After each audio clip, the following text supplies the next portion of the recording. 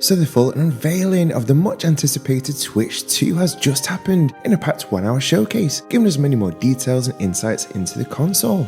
Let's blast through 6 of the best key aspects and also 4 of the not so great features of the Switch 2 from a different angle than many other YouTubers are doing, which is that from an ROG Ally X owner's perspective, to see if this really is a must buy purchase or simply something that we as PC handheld gamers just simply don't need. So the first aspect I love is that the Switch 2 is much larger to hold than the Switch 1, and IGN just posted a hands-on vid that clearly shows this. That's well worth a watch, and link is below in the description.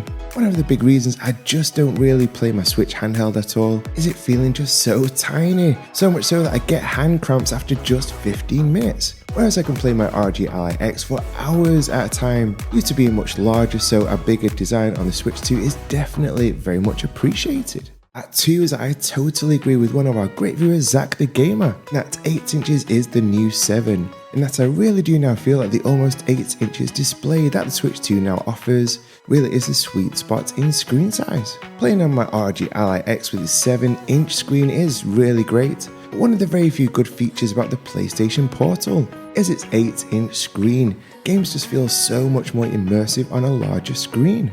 At 3 is that now in handheld mode it finally has a full 1080p HD display, which now matches the Ally and Ally X's screen resolution. Yes! The Steam Deck OLED is an amazing handheld for many reasons, but one of the reasons I play my Ally X so much is because of the lower 800p resolution, which means that games on it just aren't as crisp as they are on the Ally's 1080p screen. The fourth feature I love is that we get 120 FPS for super smooth gameplay, which matches the Ally X and even beats the Steam Deck OLED's lower 90Hz display. More importantly, the Switch 2 supports a variable refresh rate, VRR for short, one of the very best features on the Ally and Ally X that we love, as it adds so much to the fluidity and yes, just overall smoothness to games. This is nice to have it on the Switch 2. At 5 is a feature even us Ally and Ally X owners don't have, which is HDR support. Wow, this is so awesome, as it will really allow our games to be incredibly vibrant. So for games like the new Mario Kart World for example, which being a huge fan of the series since the SNES days, I absolutely cannot wait to play this. It will be absolutely epic as we drive around taking in the incredible sun-soaked vistas and vibrant locales. And finally, the 6th great feature is still a very decent battery life, with word on the street stating it at 2 hours for super heavy and intensive games, but up to 6.5 hours for lighter games, which I think is pretty impressive when we consider it's super thin at just 13.9mm thick. As we know, the Ally X has incredible battery life, having a huge 80 Wh battery, so while the Switch 2 has less battery, it's still very decent. And now let's look at the 4 not so great areas of the Switch 2.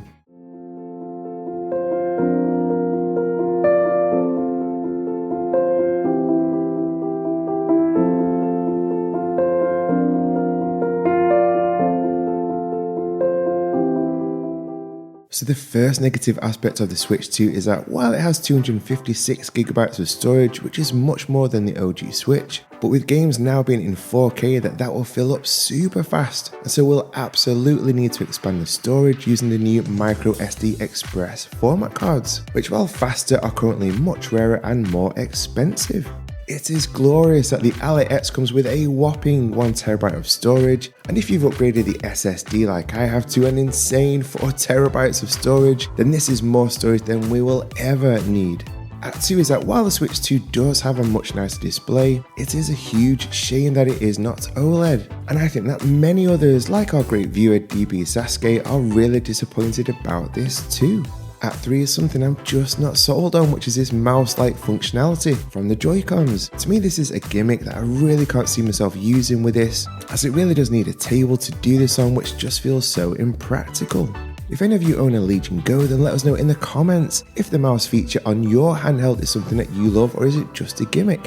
I would love to hear your thoughts on this. And the 4th negative is of course the price, coming in at a stinging $450 or £400 for the console, but I'd definitely recommend getting the better value Mario Kart World bundle, coming in at $500 or £430. Something that is interesting is that it is being speculated the high cost could be in part due to Nintendo anticipating President Trump just today slapping a whopping 46% tariff on Vietnam where the consoles are made, and they took this into account when pricing the console.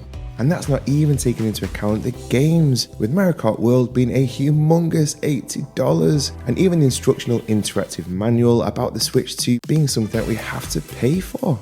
So while it does offer significant upgrades over the OG Switch, I think PC gamers who just aren't huge Nintendo fans probably won't bother with this. But I think that for people like me who grew up on Nintendo and are massive fans, for example, regular viewers know that the Super Nintendo is my favourite ever retro console, with Donkey Kong Country being my favourite ever retro game.